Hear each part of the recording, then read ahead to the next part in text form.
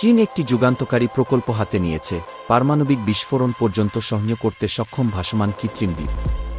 বিজ্ঞান বলছে এটি শুধু গবেষণার জন্য নয়, কিন্তু এর সামরিক গুরুত্বও থাকতে পারে। এই প্ল্যাটফর্ম একটি সেমিসাবমার্শেবল, আংশিক পানির নিচে থাকা কাঠামো, ওজন প্রায় ৭৮,০০০ টন, আকৃতি প্রায় ১৩৮ মিটার লম্বা এবং ৮৫ মিটার চওড়া।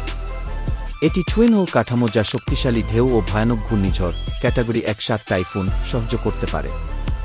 আশ্চর্যজনকভাবে এটি ২২ জনকে ৪ মাস পর্যন্ত বাহ্যিক সরবরাহ ছাড়াই রেখেই কাজ করতে পারে।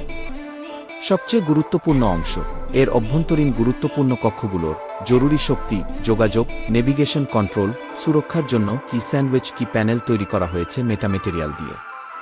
এই প্যানেল এমনভাবে তৈরি করা হয়েছে পারমাণবিক বিস্ফোরণের শক ওয়েভকে ধীরে ধীরে প্রাকৃতিক চাপ হিসেবে বিতরণ করে, যাতে কাঠামোর ধ্বংস-বিধ্বংসনা কম হয়।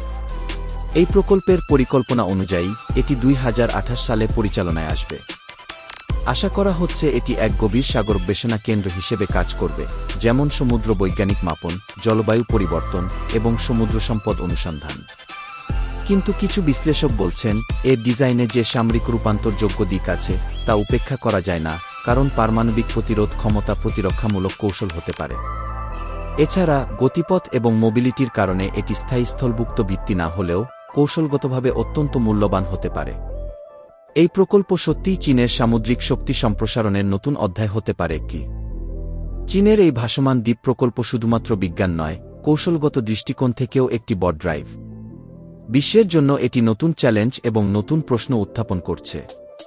ভিডিওটি ভালো লাগলে লাইক ও সাবস্ক্রাইব দিতে ভুলবেন না। পরবর্তী বিশ্লেষণের জন্য চোখ রাখুন।